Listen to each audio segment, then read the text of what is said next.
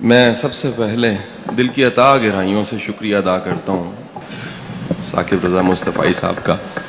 میں ان کے عشق کو دیکھتا ہوں تو رشک کی نگاہ سے دیکھتا ہوں کہ سرکار کی ذات سے عشق ہو تو وہ ثاقب رضا مصطفی جیسا ہو.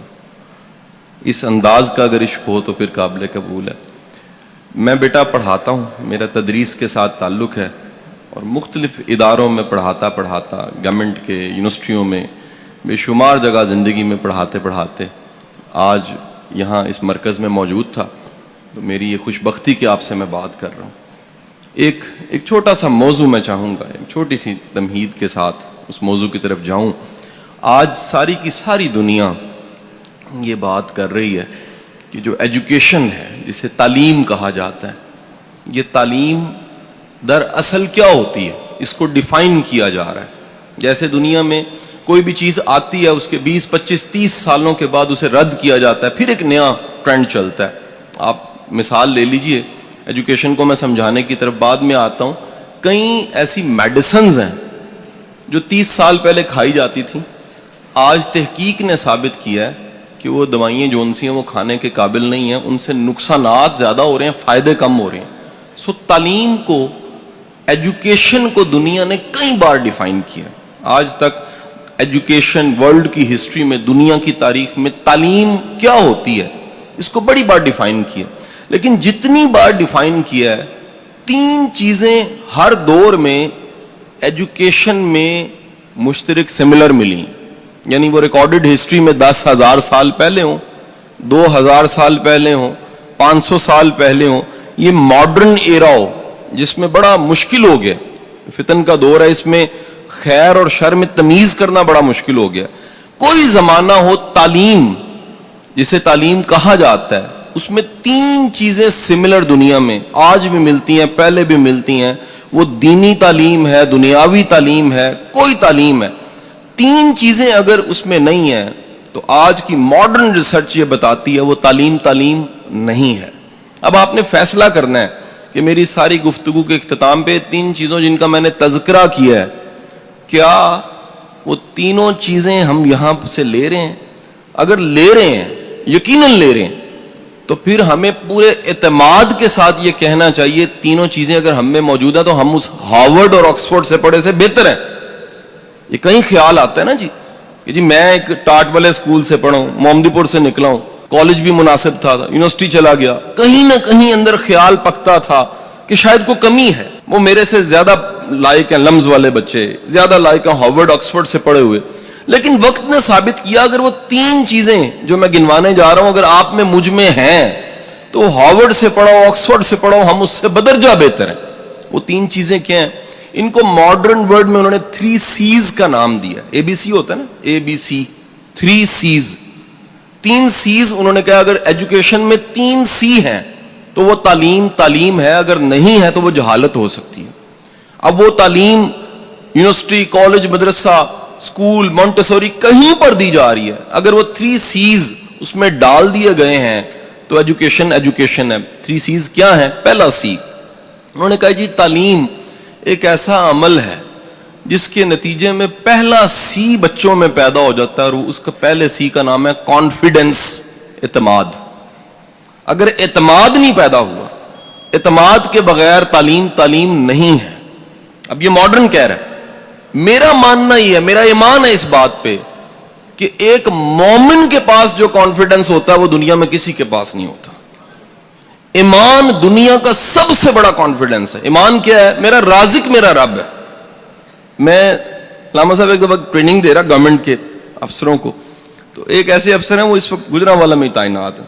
وہ پرانی بات ہے, وہ ٹریننگ دیتے میں نے ایک بات کہی, جذباتی ہو کے کہہ دیا. میں نے کہا جی اگر کبھی موقع ملے اور حرام سامنے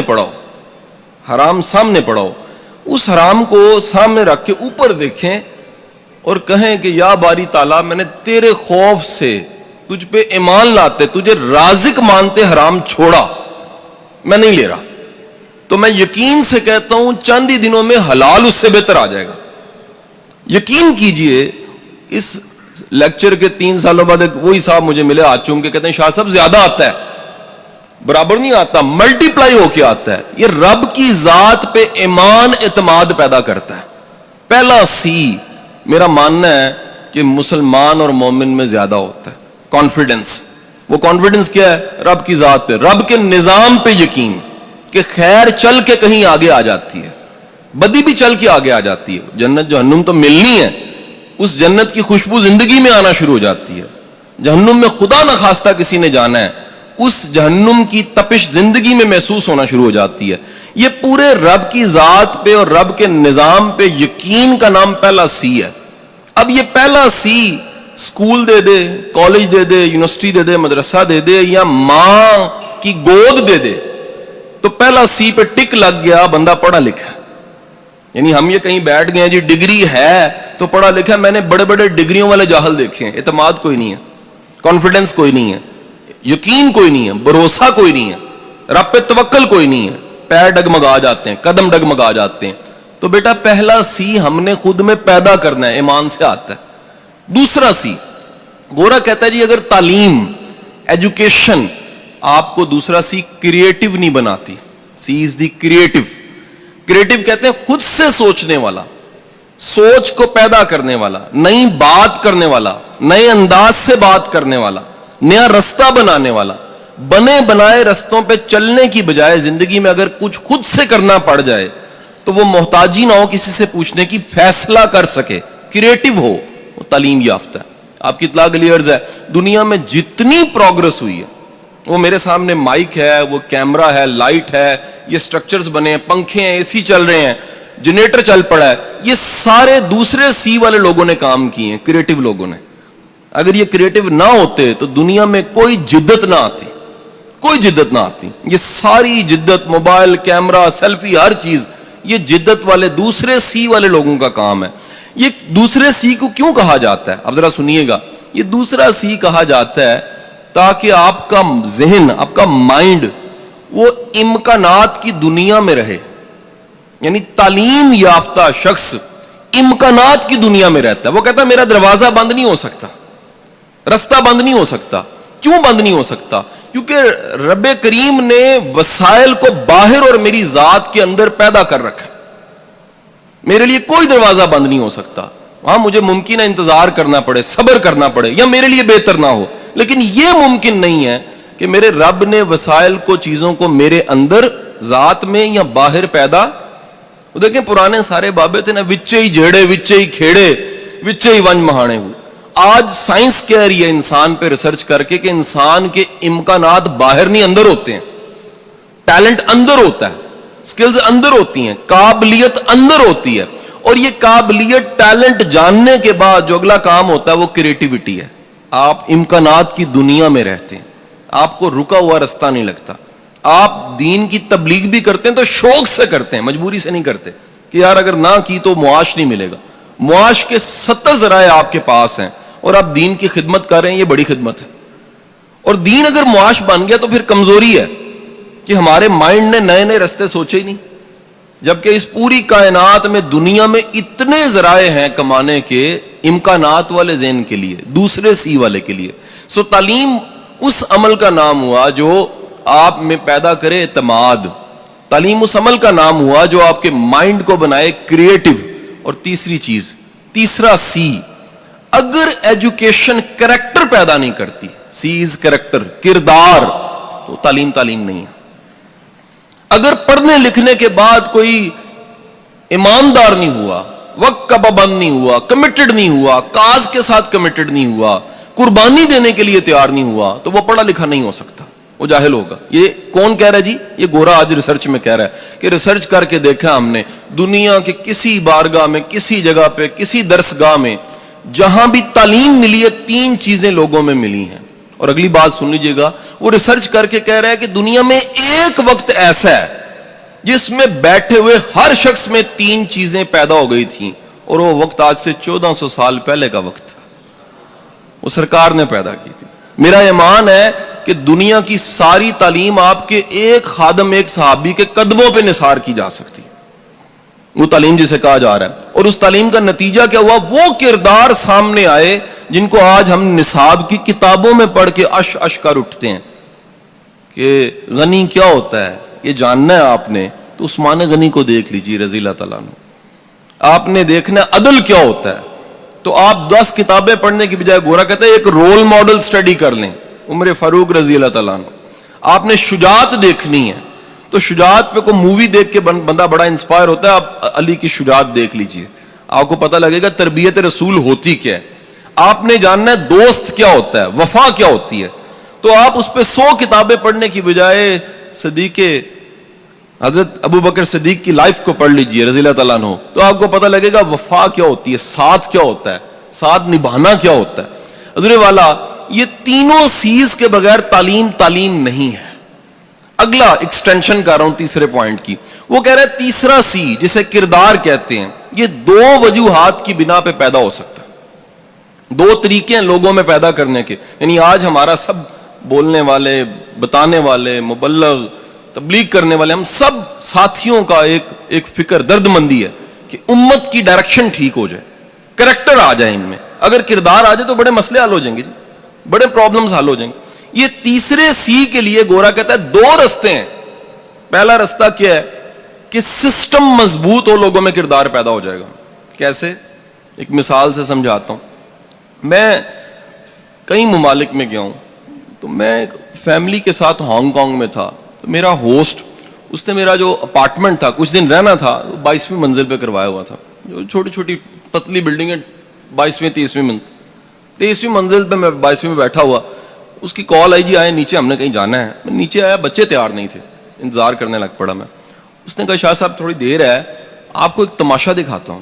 میرے اب پینڈو لوگ ہیں تو سوچا کوئی باندر کا تماشا ہوگا, لیکن تماشا کیا تھا, اس نے جیب سے اپنے پرس سے چند ڈالر نکال کے زمین پہ پھینک دیے. کہتا ہوں دیکھو کیا. تو میرا خیال یہی تھا, وہی ہوگا جو ہمارے ہاں اکثر ہو جاتا ہے کہ کوئی آئے گا چپ کر کے اٹھا لے گا, یا آئے گا اوپر پیر رکھے گا, پھر ادھر ادھر دیکھے گا, پھر اٹھا لے گا, یا پھر اٹھائے گا اونچی آواز سے کہا کس کے ہیں اور جیب میں ڈال لے گا. یہ بھی ممکن ہے کوئی جینٹل مین ہو تو مسجد میں ڈال دے. 2 گھنٹے بچے بھی تیار نہیں ہوئے اور کسی نے پیسے بھی نہیں اٹھائے. 2 گھنٹے گزرنے کے بعد میں نے اپنے ہوسٹ سے پوچھا, یہ بھائی یہ کسی نے اٹھائے کیوں نہیں؟ کہتا the power of system. System اتنا طاقتور ہے یہاں کا, ہانگ کانگ کا. میں کہا کون سا سسٹم؟ کہتا کیمرے, جاسوس, بندے, سکینر, چیزیں ہیں, کوئی کسی کی چیز نہیں اٹھاتا.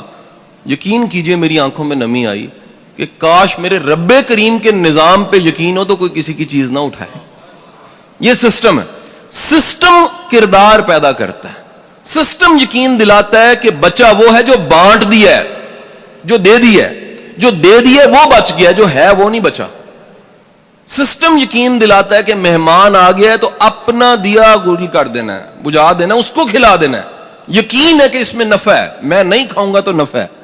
میسلو کی ہیرارکی وہ کہتا ہے جی پہلے انسان روٹی دیکھتا ہے, پہلے بقا دیکھتا ہے, پہلے اپنی ذات دیکھتا ہے. دنیا میں پھر پوری تاریخ اٹھا کے دیکھ لیجئے, صرف ایک بارگاہ اور ایک وقت اور ایک زندگی ایسی ملے گی سرکار کی جس میں لوگ اپنی ذات, اپنے ماں باپ کو نثار کرنے کو فخر سمجھ رہے ہیں. یعنی خوش قسمت ہے جو نثار ہو گیا سرکار پہ. تو آپ کے سسٹم پہ یقین آپ میں کردار پیدا کرتا ہے. دوسرا سورس بتاتا ہے, وہ کہتا ہے جی رول ماڈل, کوئی مثال کا ہونا کردار پیدا کرتا ہے. جیسا بندہ ہوتا ہے نا جی, ویسے لوگوں میں رہتے رہتے اثرات پڑ جاتے ہیں. ایک صاحب ہے, میں ان کا نام تو نہیں لوں گا, وہ ٹی وی پہ آتے ہیں, ہم بچپن سے ان کو دیکھ رہے ہیں, تو وہ مذاق ہی کو بات کرتے ہیں. پرانے کامیڈین ہیں پاکستان. اللہ کا کرنا کوئی ایسا ہوا کہ میری روز نشست ہونے لگ پڑی ان کے ساتھ. روز میں شام کو ان کے پاس بیٹھتا, روز شام کو بیٹھتا تھا. مہینہ گزر گیا تو آدھا کو میں بھی پانڈ بن گیا. میرے گھر والے پریشان, بیگم صاحب آ گئے, جی تسی چنگے بھلے شریف بندے ہو, تسی ہر گل تے جگت لا دیندے ہو. ابا جی کہنے پتر تو بڑا تمیز والا بچہ ہے, لوگوں نے تو سکھانا تمیز کیوں ہوندی ہے, تیری تمیز کتنے گئی؟ وہ پتہ لگا کہ جدن میں رہن لگ گیا, وہ رنگ میرے تے چڑھنا شروع ہو گیا. جدن میں رہنا ہے وہ اثر میرے تے پینا شروع ہو گیا.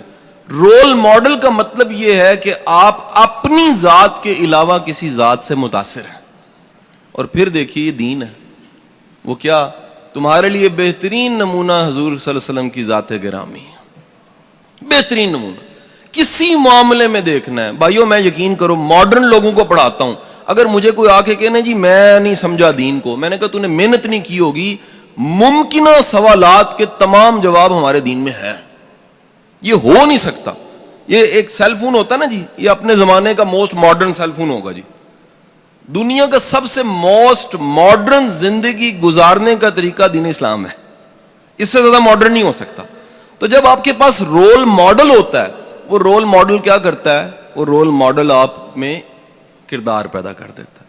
آپ نے دیکھنا سخاوت کیسی ہے, دیکھیے بارگاہ میں جا کے سخاوت کیا ہوتی ہے. آپ نے دیکھا معاف کرنا کیسا ہے, تو آپ جا کے دیکھیے معاف کیسے کیا جاتا ہے.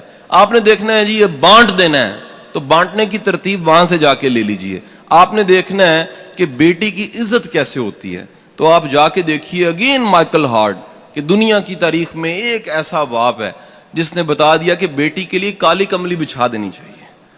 آپ کو اس سے بہتر مثال نہیں ملے گی. تو حضور والا اپنی زندگی میں 3 سیز لانے کے لیے پورا عین دین ہے.